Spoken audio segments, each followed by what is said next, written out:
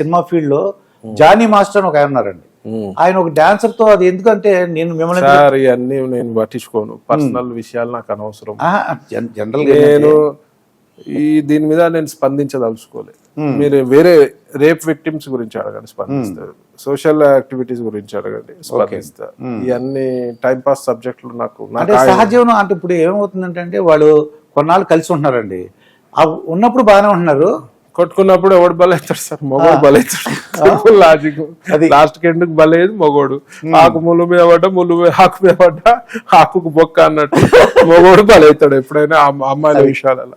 అటువంటి జాగ్రత్తగా ఉండమంటారు. జాగ్రత్త. మొన్న టీడీపీ ఎమ్మెల్యే ఆదిమూలం గారని ఒక ఆయన ఉన్నారండి.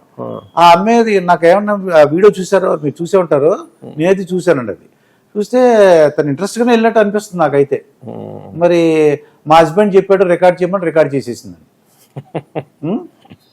మీరు చెప్పినట్టు మరి అక్కడ అంటే రాజకీయ నాయకులు ఎలా ఉంటే మంచిది అంటారు కొద్దిగా మీకు? అంటే ఆడవాళ్ళ విషయంలో జాగ్రత్తగా ఉండాలంట. అన్ని పెట్టుకోవద్దు, ఇట్లాంటివి అన్ని పెట్టుకోవద్దు. మనం ఒక మెసేజ్ ఇచ్చే విధంగా ఉండాలి అని నేను చెప్తాను.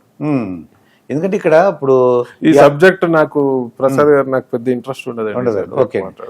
ఓకే, పనికి వచ్చే సబ్జెక్ట్ మాట్లాడే ఇంత గంట 2 గంటలు తీసుకోండి. ఓకే. ఇక ఇప్పుడు హీరో ఇంకోటి దాన్ని వాళ్ళ ఇద్దరు ఉన్నారు, ఎవడు ఉంటేంది, ఎవడు వదిలేస్తేంది, మనకి ఏం అవసరము? ప్రజలకు ఏమన్నా లాభమా దాని వల్ల? హైడ్రా సబ్జెక్ట్ అడిగారు, ప్రజలకు లాభము, వాయిస్ పోతుంది, ప్రజలు ఆలోచిస్తారు. రేవంత్ రెడ్డి గారి వరకు పోతే ఆయన కూడా ఆలోచించాలి. అప్పుడు ఇంకా ప్రజలోటి అంటే కొంతమంది యువత మత్తు పదార్థాలు లేకపోతే భ్రాంతి చాలా. ఇప్పుడు లైఫ్ ఇప్పుడు యాజ్ పర్ జనరేషన్ ఓన్లీ వద్దన్న, దేనికైనా పరిమితులు ఉంటాయి. నేను మా గ్యామ్లింగ్ ఫీల్డ్ లో కూడా 100 సార్లు ఇంటర్వ్యూలో చెప్పిన, పరిమితి దాటితే ఏదైనా ప్రమాదం. ఏదైనా వాహనం నడుపుడు కూడా పరిమితి దాటితే ప్రమాదం, తాగుడు కూడా పరిమితి దాటితే ప్రమాదం. డ్రగ్స్ జోలికైతే వెళ్ళొద్దు, అది జీవితాలు నాశనం చేస్తాయి. మీ జీవితాలు ఒక్కటే నాశనం కావు, మీకు సంబంధించిన మీ కుటుంబ సభ్యులు అందరి జీవితాలు నాశనం చేస్తాయి, ఫ్యామిలీలు నాశనం అవుతాయి. సో దాని ప్రభావం చాలా ఉంటుంది. డ్రగ్స్ మీద కూడా రేవంత్ రెడ్డి గారు బాగానే యాక్షన్ తీసుకుంటారు, కానీ సరిపోదు. అది ఆ టీమ్స్ సరిపోవు. ఏ మూలాల నుంచి కట్ చేయాలి, ఎక్కడి నుంచి డ్రగ్స్ వస్తున్నాయి అనేది అక్కడ నుంచి కట్ చేసుకుంటూ వస్తే దాన్ని అరికట్టొచ్చు. ఓకే, ఇవాళ పబ్లలో పోయి రైడ్లు చేస్తారు, సూపర్. కానీ ఇళ్లలో అవుతున్నాయి. నాకు తెలిసిన సమాచారం హైదరాబాద్ ఇళ్లలో గంజాయి చెట్లు పాట్స్ లో పెంచుకుంటారు అని చెప్పి కూడా నాకు సమాచారం ఉంది. సో దానిపై కూడా ఒక కన్నేసి పెట్టాలి. గంజాయి ఎక్కడి నుంచి వస్తుంది, ఏం చేస్తుంది. గంజాయి మత్తుల క్రైమ్స్ ఎక్కువ జరుగుతాయి, ముఖ్యంగా అత్యాచారాలు లాంటివి బాగా జరుగుతాయి, హత్యాయత్నాలు జరిగితే హత్యలు జరుగుతాయి. సో గంజాయి అనేది అరికెట్టాలి. గంజాయితో దొరికితే పీడీ యాక్ట్లు పెట్టి గట్టి శిక్షలు చేయాలని చెప్పి దాని మీద కూడా అసెంబ్లీలో ఒక స్పెషల్ జియో తీసుకొచ్చి దాని గురించి ఒకటి జియో తీసుకొచ్చి దాని మీద కఠినమైన చర్యలు, అంటే కఠినంగా ఉండదు, అత్యంత కఠినంగా ఉండాలి చర్య. గంజాయి అనే ఆలోచన వస్తేనే భయపడాలి. వాళ్ళంతా గంజాయి మత్తులో యదవాళ్ళు ఎట్లా తయారయ్యారట అట్లా తయారయ్యారు. దాని మూలాలు కట్ చేయాలన్నమాట. మూలాలు కట్ చేయాలి, ఎక్కడి నుంచి వస్తుంది అనేది కట్ చేయాలి. ఎక్కువగా ఏంటంటే ఒరిస్సా నుంచి అవసరం పడితే 1-2 ఎన్కౌంటర్లు చేసి పడేయాలండి, తప్పులేదు. తప్పులేదు. మన వల్ల సమాజానికి డ్యామేజ్ అయితే 1-2 ఎన్కౌంటర్లు చేసి పడేయాలి. దెబ్బకు వేరే వాళ్ళు భయపడతారు. కానీ మనకి జ్యుడిషియరీ ఒప్పుకోదు కదా. మానవ హక్కులు ఎన్ని మానవ హక్కులు వస్తారు, మానవ హక్కులు. మరి మొన్న రేప్ బాధితులపై ఎందుకు రాలేదండి? నాకు గిరిజన మహిళపై రేప్ అటెంప్ట్ అయింది, గాంధీ హాస్పిటల్లో ప్రాణాపాయ స్థితిలో ఉంది, మరి ఎందుకు రాలేదండి? ఎంతమంది స్పందించారు? సో కాల్డ్ సోషల్ యాక్టివిస్ట్ చాలా మంది ఉంటారు. నీతులు చెప్పమంటూ చెప్తారు. ఏదైనా అయిపోయిన తర్వాత పోయినాక ఒకసారి ఆమెను పరామర్శించడానికి పోలేదే, ఏ సోషల్ యాక్టివిస్ట్ పోలేదే.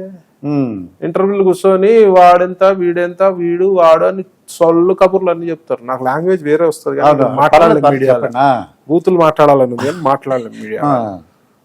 సో కాల్డ్ ఉన్నారు, కొందరు ఉన్నారు, దున్నపోతులు ఉన్నారు, ఆడ దున్నలు ఉన్నారు, మోడ దున్నలు, అట్లా వాళ్ళు సో కాల్డ్ సోషల్ యాక్టివిస్టులు ఎక్కడ పోయారు?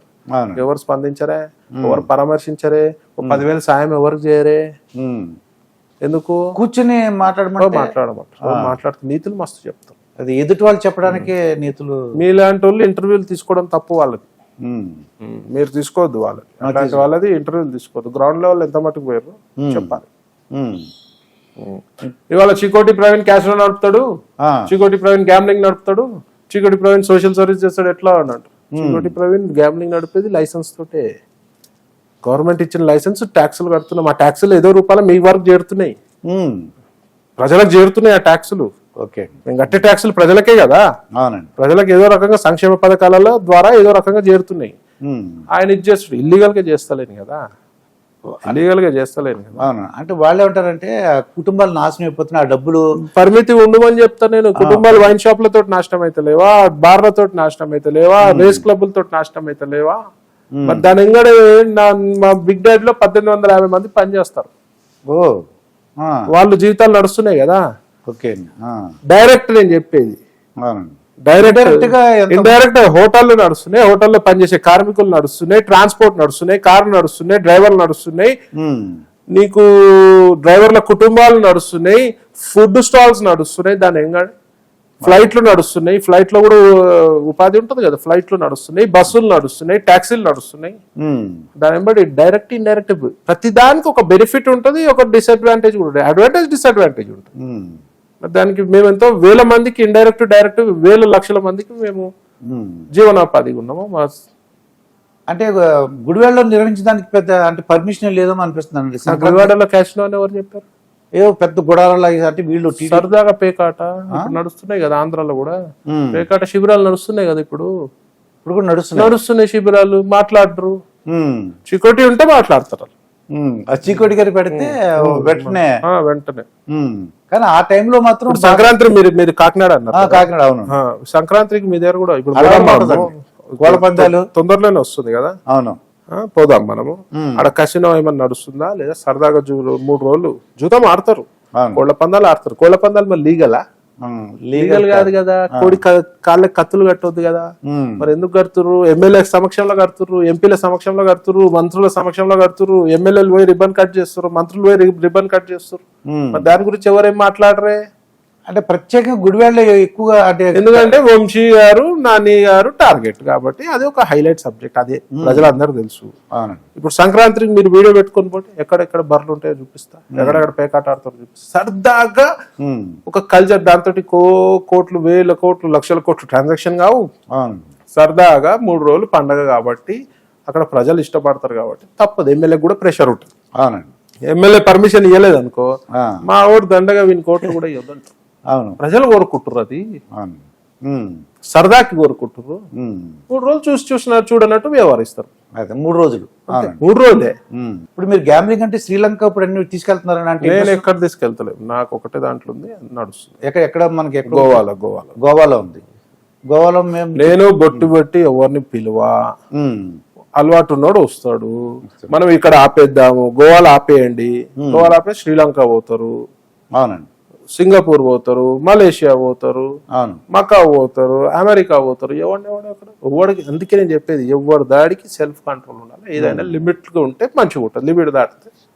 మీరు చెప్పిన లిమిటెడ్ ఇప్పుడు అర్థమైందండి. నాకు ఒక తెలిసిన డాక్టర్ గారు ఉన్నారు, ఒక 1 lakh బడ్జెట్ పెట్టుకుంటాడు, గోవా వెళ్తాడు. పోనీ 1 lakh వాళ్ళ ఇంట్లో ఒక 50 లక్షలు ఉంటే 1 lakh ఆడని ఆ. పోయినా వచ్చినాయి వచ్చేయాలి, సరదాకు పోవాలి. అంతే 1 lakh పట్టుకుని